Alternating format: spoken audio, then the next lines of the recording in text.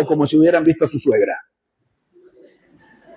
Entonces, usted ya sabe por qué esos muros se cayeron. Pero a veces hay algún problemita en la ciudad y dice, hay que darle 6 vueltas. Y le dan 6 vueltas a la ciudad y no pasa nada. ¿Por qué? El problema es que era una por día.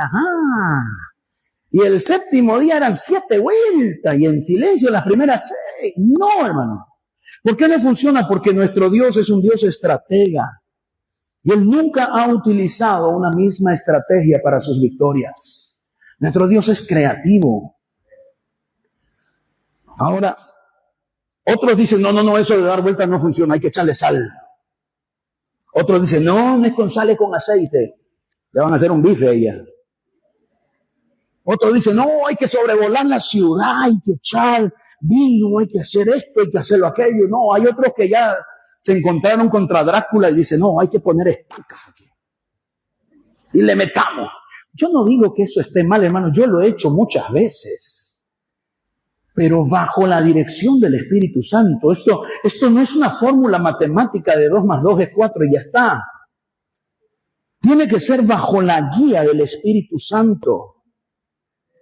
Ahora, lo peor de todo es que cuando hay una misma situación, hay muchos que reciben revelaciones distintas.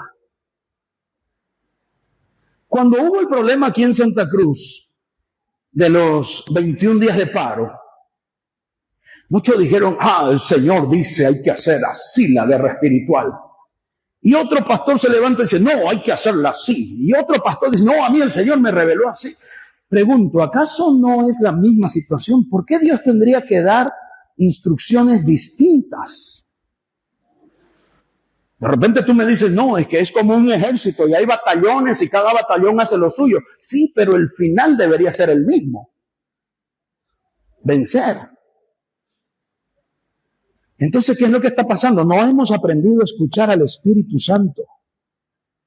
Porque existe otra cosa más fuerte todavía. Que hay muchas iglesias que creen que son solo ellos los que han recibido la revelación correcta.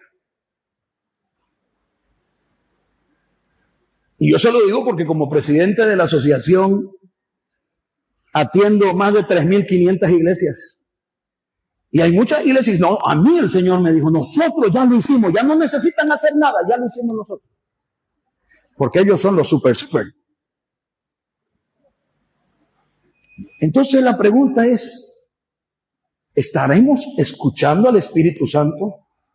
Porque la guerra espiritual no es con conocimiento, es con dependencia del Espíritu Santo.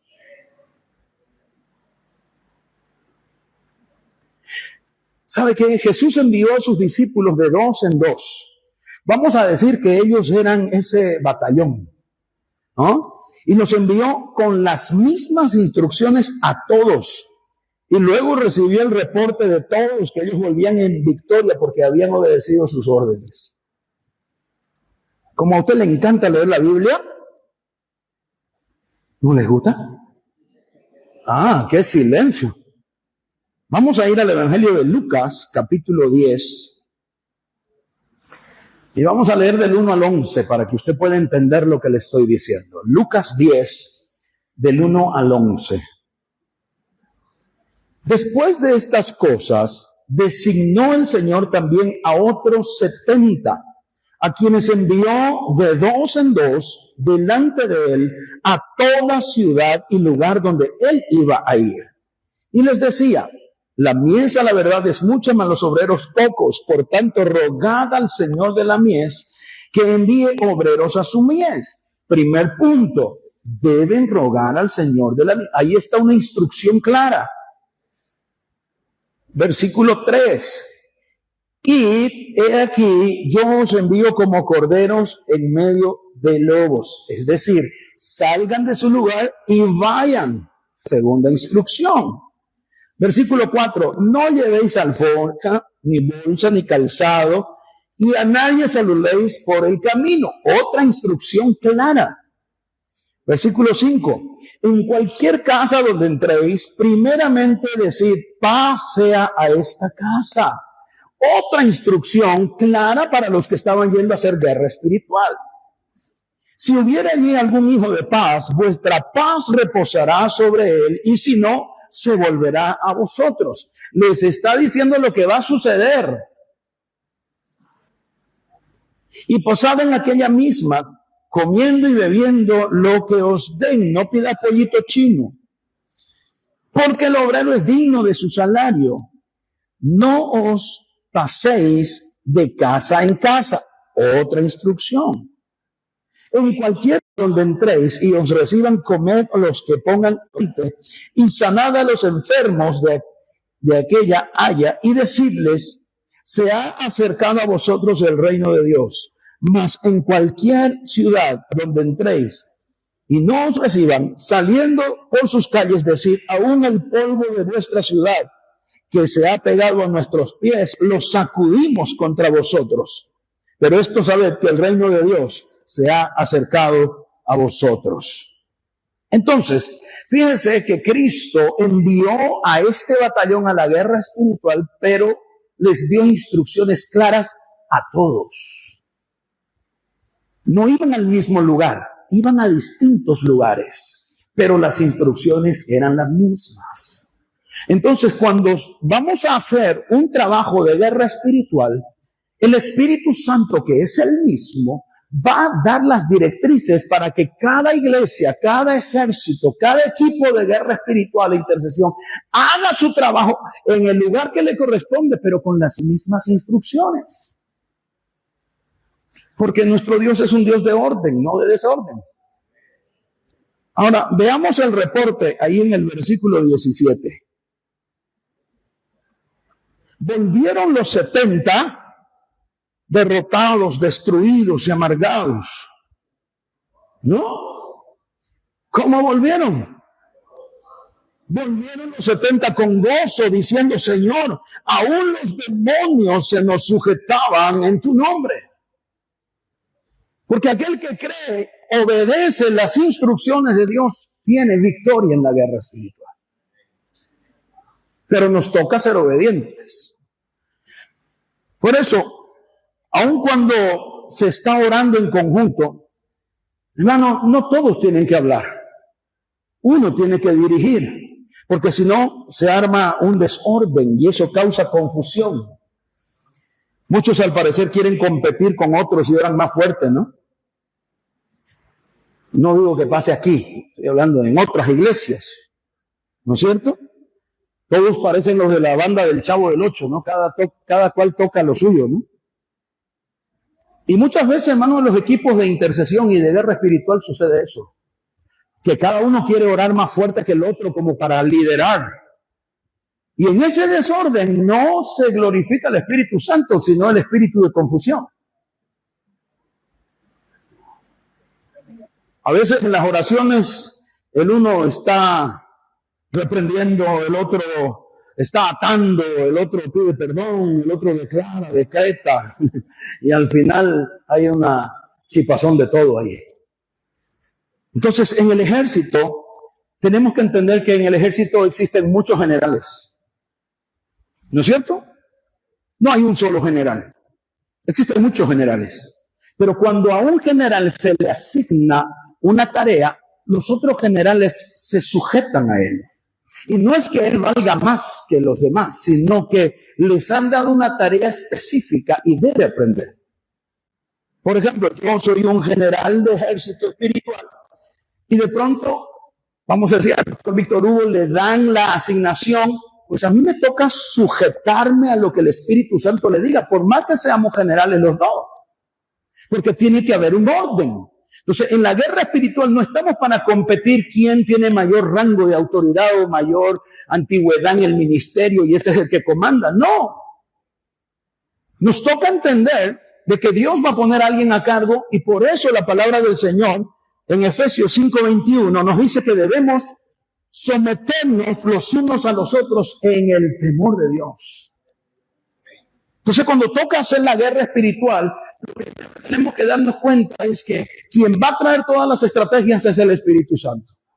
Lo segundo es fijarse a quién Dios ha puesto a cargo. Y no importa que sea un hermanito y yo sea un tremendo ministro del Señor. Si Dios puso a ese hermanito es porque Dios ya lo capacitó y Él nos va a dirigir a la victoria.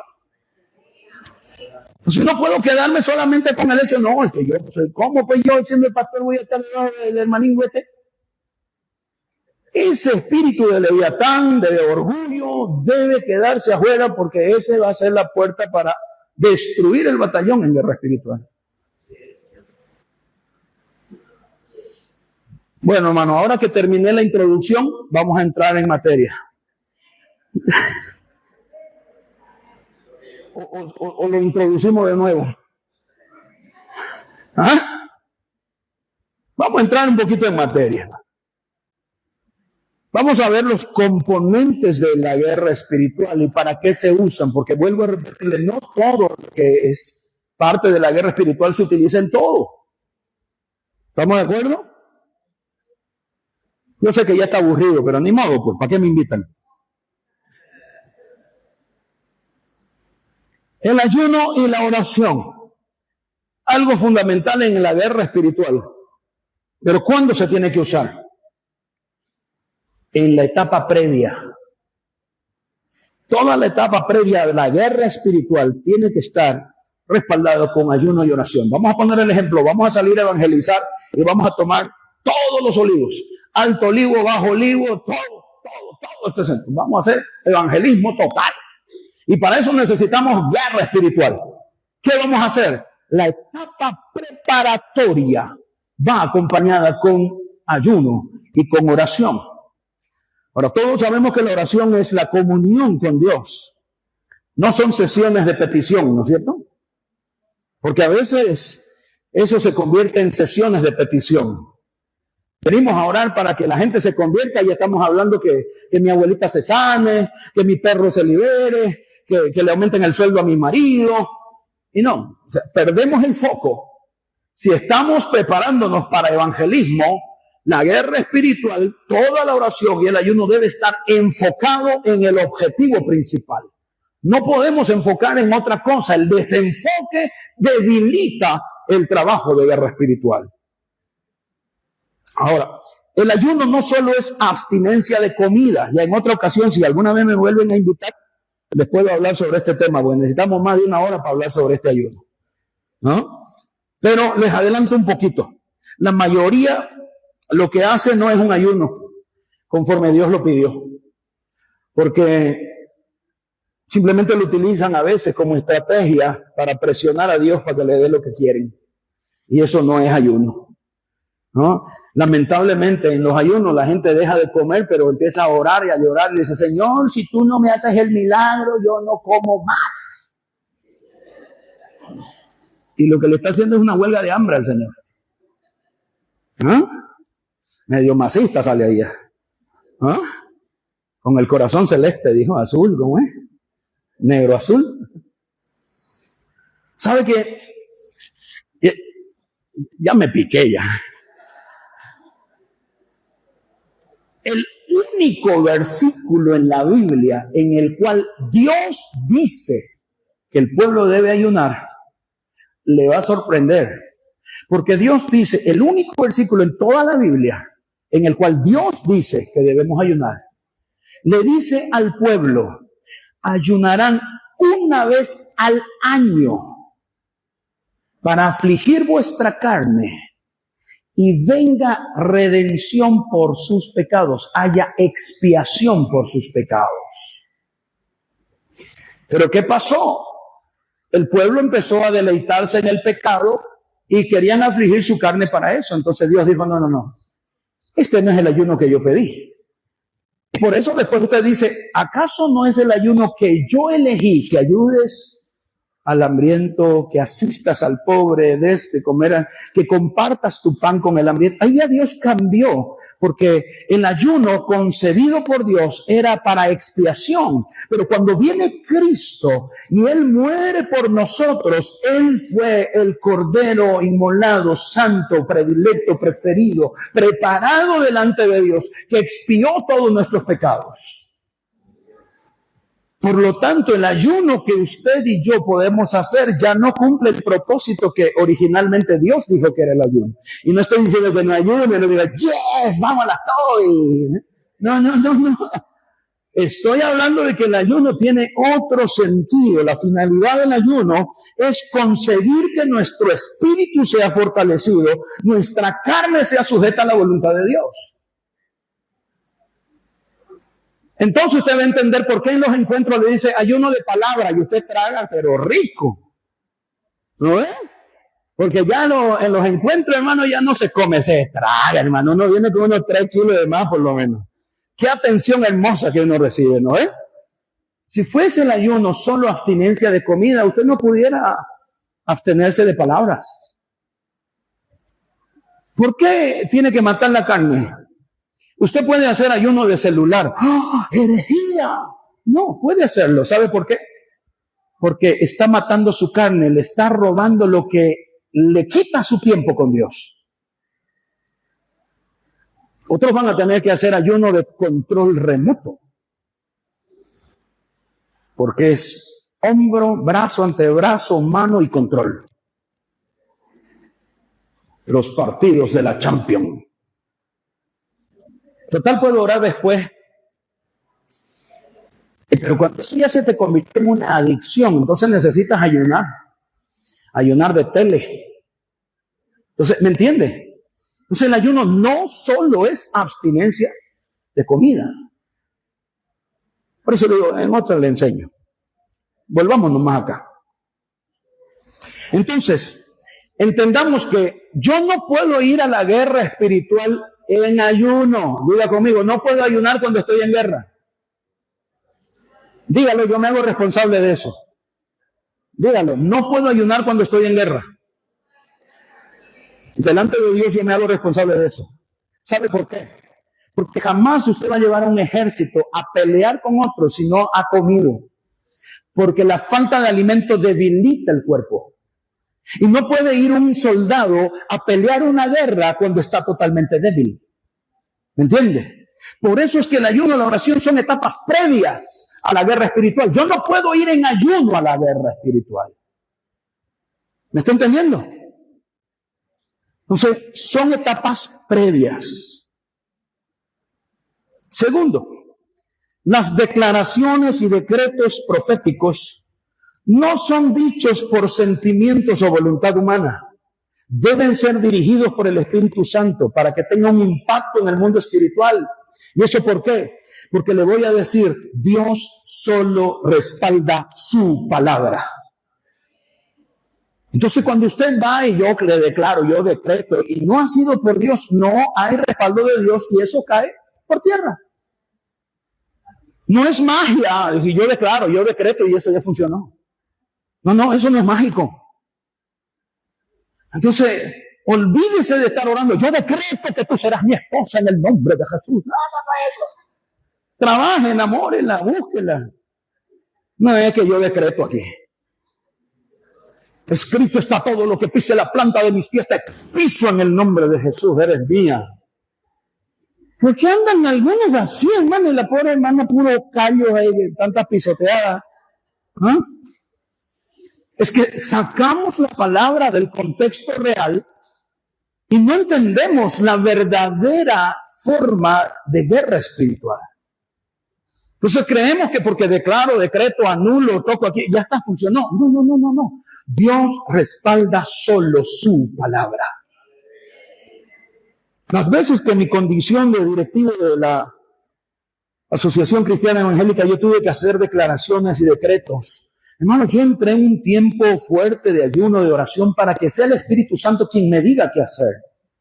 Y usted puede buscar en la página de ACE, aun cuando yo era vicepresidente, los decretos que fueron lanzados al mundo espiritual sucedieron tal y como Dios dijo que tenía que ser. Yo jamás dije decreto que Evo Morales se muera en el nombre de Jesús. Que lo haya querido sería otra cosa, ¿no? Pero jamás lancé ese decreto porque el Espíritu Santo no me lo dijo. Entonces usted va a poder ir a la página de ACE y ver todos los decretos que Dios me dijo que están escritos, no solo están en video, están registrados. ¿Por qué surtieron efecto? No porque yo sea yo, sino porque escuché la voz del Espíritu Santo y Él respalda su palabra. Algunos solamente decían, hay que decirle a Evo Morales, men, tequelu persin. Pero si Dios no lo dijo, hasta le pueden hacer un corito y nada va a pasar. Porque tenemos que ser direccionados por el Espíritu Santo. Otra cosa que usamos en la guerra espiritual es la cartografía espiritual.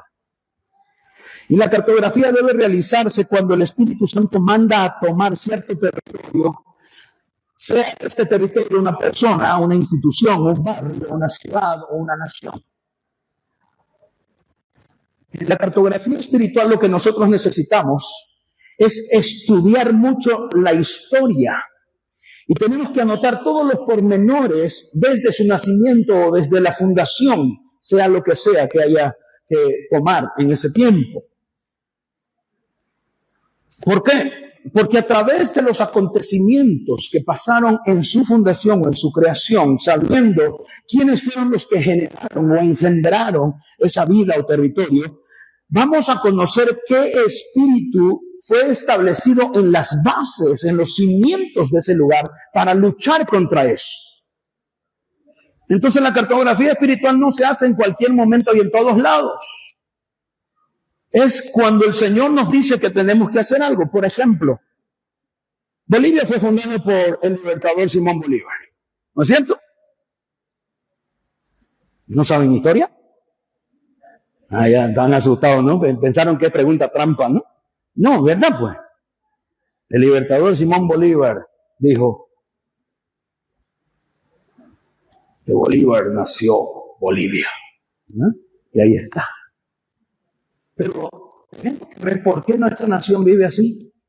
Entonces, dentro de la cartografía, tenemos que saber que el fundador de esta nación tenía ciertas cositas que delegó cuando fundó la nación. Por ejemplo, este famoso libertador era masón y él fundó y dejó fuerte fundamento de las logias en Bolivia. Y usted ya hoy, antes eso era como mala palabra, nadie lo decía. Pero hoy en día abiertamente están los Togorochi, los Caballeros del Oriente, la logia Los Tao. Y usted va a ver que siempre la logia del Occidente lucha mucho con las logias del Oriente. Especialmente la logia de la paz, que mantiene a mucha gente adinerada. Y uno dice, ¿y de dónde? ¿Por qué no sale eso? Porque está en la fundación de Bolivia. Porque haciendo cartografía encontramos que eso fue puesto en el fundamento cuando se creó nuestra nación. Ahora, antes de Bolívar, a Bolivia vinieron primeramente ¿quiénes? Los españoles. ¿Y qué hicieron ellos? Trajeron sus tradiciones, sus costumbres, y por eso está arraigado en Bolivia la idolatría. Usted va a fijarse en las estadísticas, España es el lugar con menos evangelio en el mundo entero. No hay evangelio en ella. Tiene el 1.2% de evangélicos. ¿Por qué? Porque hay mucha idolatría. Y es un terreno duro y cuesta. Y si usted tiene familiares en España, usted va a ver que 30 personas en una iglesia es una mega iglesia. Porque es duro. Estamos hablando de iglesias que realmente llevan la palabra de Dios. No estamos hablando del catolicismo. Entonces, ahí se metió todo tipo de idolatría. También trajeron la violencia contra los indígenas. Si usted tiene la oportunidad de ver esa serie Bolívar, que inicialmente salió en Netflix y después creo que lo pusieron en algún canal de televisión, usted va a entender todo con lo que se fundó nuestra nación. Había demasiada corrupción en los primeros gobernantes, habían estafas, había falsificación de monedas.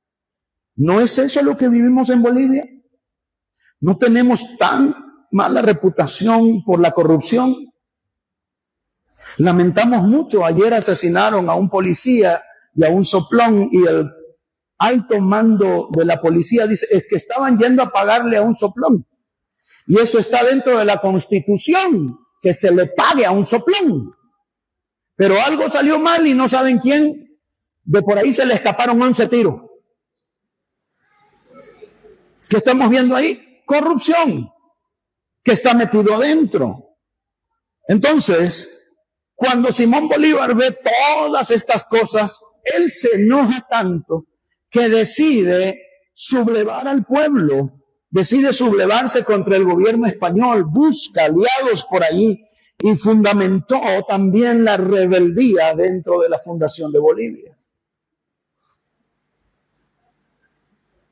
Capaz que usted ni se había puesto a pensar esto antes, pero la cartografía espiritual nos ayuda a entender eso. Hay mucho más para hablar, pero es solamente para que usted tenga una idea de lo que es la cartografía espiritual. Entonces la cartografía tiene que ver con hacer averiguaciones, básicamente ser los Josué y Caleb en ese momento, que ellos fueron espías, que ellos solamente tenían que traer un informe, no entrar en la guerra. El problema es que algunos creen que se puede hacer las dos cosas al mismo tiempo. Hagamos cartografía y guerra al mismo tiempo. Si no tiene todo el panorama completo, no se puede crear la estrategia para el ataque. Entonces, yo vuelvo al ejemplo. Vamos a hacer evangelismo en todo el barrio Olivo. Primero, ¿qué hacemos? ¿Qué hacemos lo primero? Ayuno y oración. Lo primero que hacemos es una oración, la etapa preparatoria. Lo segundo, ¿qué hacemos? Más fuerte, díganlo. ¿Guerra espiritual? No. Todavía. Lo segundo, la cartografía. Segundo que tenemos que hacer es la cartografía. Yo decía que necesitamos estudiar todo eso antes de ir a hacer. Entonces, tenemos que ver cómo se fundó este barrio. ¿Quién lo fundó?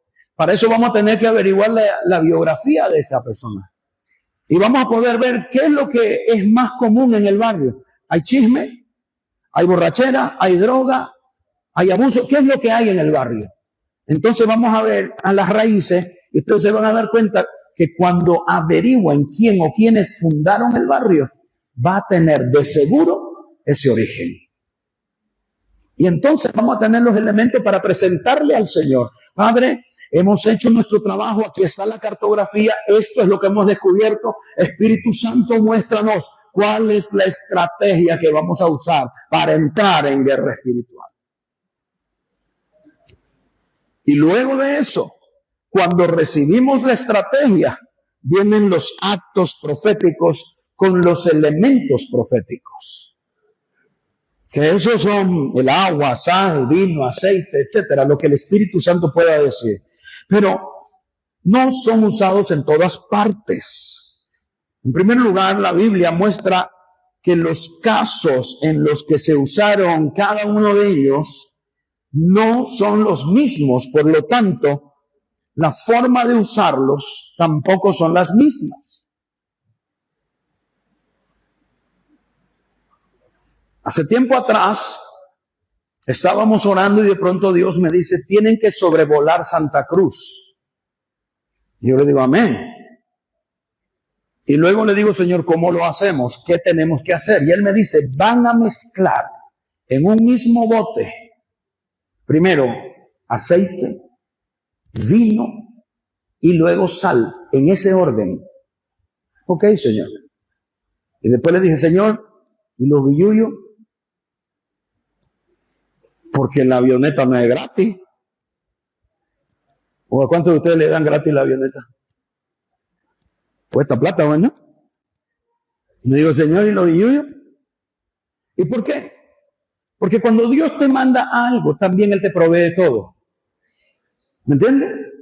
sea, no es que Dios te manda a andar a hacerlo y ya verás cómo. No es el cuartel aquí, que anda, me traes pollo y ya sabrás de dónde lo conseguí. Muchos se volvieron robapollo en el cuartel, ¿no? Porque ahí estaba el antiguo, vaya y tráigame. No sé, ese es tu problema y me traes el cambio. ¿Yeah? No, pero Dios no hace eso. Él es un estratega y Él te dice. Entonces le dije, Señor, ¿y dónde lo escrito? El Señor me dice, no te preocupes, yo te lo voy a pasar. Entonces llega el momento en el cual un pastor se acerca a mí y me dice, quisiera preguntarle algo. Yo he estado orando y sintiendo de parte del Señor que tengo que hacer algo, pero no sé qué hacer. Yo le digo, bueno, fíjense que en estos días estamos necesitando apoyo. Y él me dice, ¿en quién lo apoyo? Dice, estamos necesitando alquilar una avioneta. Yo la pago, me dijo. Ni me preguntó cuánto era. Yo la pago, me dijo. Aleluya, le dije. Entonces, vamos. Nos fuimos y cuando alquilamos la avioneta, preste atención a esto. Escuche bien, atento a esto. Cuando alquilamos la avioneta, empezamos a sobrevolar Santa Cruz y el Espíritu Santo dice, ahora, y empezamos a regar los elementos en el momento que dijo el Espíritu Santo. Y de pronto estaba ahí el piloto de la avioneta con los audífonos ahí, porque hace un ruido terrible la avioneta, y está así y nos mira y dice, ustedes son, ¿qué grupo son ustedes? Porque la semana pasada otro grupo me alquiló la avioneta y dice que estaban echando tierra de cementerio. ¿Y ustedes qué están echando? Los brujos habían invertido, estaban pagando y habían estado echando tierra de cementerio por toda la ciudad. Y por eso Dios nos envió en el tiempo justo, bajo la dirección correcta, para poder anular todo lo que los brujos habían hecho y con los elementos que el Espíritu Santo había dicho.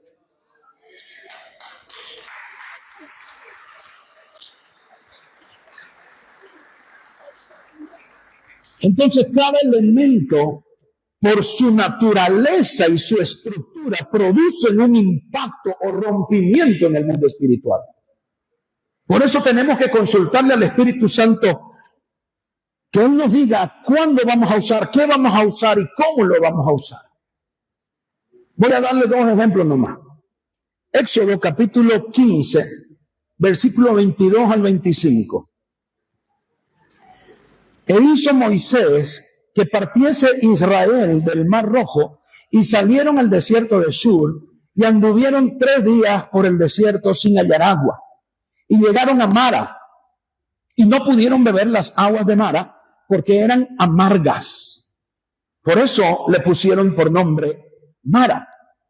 Entonces el pueblo murmuró contra Moisés y dijo, ¿qué hemos de beber?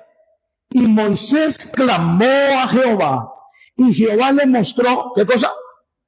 Un árbol. ¿Se da cuenta que los elementos proféticos no solo son sal, aceite y vino? Un elemento profético puede ser cualquier cosa que Dios decida usar. ¿Me entiende? No es necesariamente lo mismo. Entonces aquí Dios le muestra a Moisés un árbol y echó en las aguas y las aguas se endulzaron. Y allí les dio estatutos y ordenanzas y los probó. Entonces Dios le dijo, tumbarlo ese árbol. Y lo tiró al agua y las aguas se endulzaron. Entonces, quitémonos de la cabeza que solamente la sal, el vino, el agua son elementos proféticos. Dios puede usar cualquier cosa como un elemento profético. Veamos otro ejemplo. Segunda de Reyes, capítulo 4, versículo 38 al 41. Eliseo volvió a Gilgal cuando había una grande hambre en la tierra y los hijos de los profetas estaban con él, por lo que dijo a su criado, pon una olla grande y haz un potaje para los hijos de los profetas. Y salió uno del campo a recoger hierbas y halló una como parra montés y de ella llenó su falda de calabaceras silvestres y volvió a la olla y cortó en ella y cortó en la olla del potaje, pues no sabía qué era. Después sirvió para que comieran los hombres, pero sucedió que comiendo ellos de aquel guisado, gritaron diciendo: varón de Dios, hay muerte en esta olla. Y no lo pudieron comer. Entonces dijo: traed, ¿qué cosa? Traed harina. Y la esparció en la olla y dijo: da de comer a la gente. Y no hubo más mal en ella.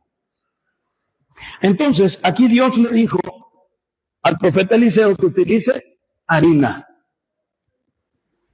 Entonces, ¿qué significa todo esto? En ambas ocasiones, lo que la gente tenía al frente no era apto para el consumo humano. Y Dios no usó la misma estrategia para purificarlo y hacerlo limpio para el consumo. Entonces, esto demuestra nuevamente que no todos los elementos deben ser usados en todos los actos proféticos o en toda guerra espiritual. Debe ser bajo la guía del Espíritu Santo. Entonces, resumiendo todo lo que les he compartido, yo puedo decirles esta frase: la guerra espiritual es y debe ser guiada por el Espíritu Santo. ¿Por qué? Porque Él es el estratega, Él es nuestro amigo, Él es nuestro guía, Él es el que nos cuida, Él es el que vela por nosotros. Así que es el principal aliado en la guerra espiritual. Por lo tanto, amados, cuando vamos a hablar de estrategias para la guerra espiritual, no pueden ser estrategias humanas. Debe haber una total dependencia del Espíritu. Y eso demanda del guerrero espiritual mayor tiempo de búsqueda de Dios. Tenemos que aprender a discernir su voz, a escucharlo. Y para eso tenemos que tener tiempos de intimidad con el Padre. Y eso quiere decir que tenemos que aprender a invertir horas con el Señor. Y no estoy hablando solamente de tener horas para preparar un mensaje. ¿Sabe por qué? Porque especialmente los pastores, los líderes, por lo general, oran mucho, leen mucho, pero es porque tienen la carga de alimentar a otros. En una ocasión yo estaba en un congreso, me invitaron a predicar. El congreso terminaba tarde de la noche el sábado y el domingo a la mañana yo tenía que predicar en la iglesia, salía en el primer vuelo de regreso para la ciudad. Entonces yo llegué a mi lugar de descanso y digo: Señor, gracias porque me has venido ministrando y voy a preparar esta palabra para darle a la iglesia mañana. Y me senté frente a mi computador y empecé a escribir y de pronto cometí el error de no grabarlo. Y ya cuando estaba por terminar, ¡pum!, se apagó la computadora. ¡Ay! Dije, pero lo tengo aquí. Así que enchufé y ya con el cargador enchufado empecé a escribir otra vez de lo que me estaba acordando. Y de pronto ¡pum!, se apagó de nuevo. ¡La pucha! Parece que la batería de mi computadora está en corte. La saqué la batería y lo dejé solo enchufado. Esta vez voy a seguir. Y empecé, ya esta vez no me la hace, y empecé a grabar. Escribía y estaba grabada, escribía y estaba grabada. Iba por la mitad y se volvió a apagar la computadora. Dije, no, algo está mal aquí. Le dije: Espíritu Santo, ¿no quieres que dé esta palabra a la iglesia? Y el Espíritu Santo me dijo: no. Le dije: Señor, pero eso es lo que tú me diste. Sí. Y entonces, y él me dice: es que esta palabra es para ti. Para la iglesia es otra cosa. Y me hizo ver, amados, que muchas veces nosotros como ministros solo buscamos una palabra porque tenemos la responsabilidad de alimentar un pueblo. Pero pocas veces nos centramos y nos adentramos en el Espíritu para que Él nos dé una palabra a nosotros. Por lo tanto, en guerra espiritual, lo primero que tenemos que hacer es decirle: Padre, alimenta mi espíritu. Dame lo que necesito. Porque no puedo salir si no estoy revestido de tu poder. Pongámonos de pie, por favor, y oremos.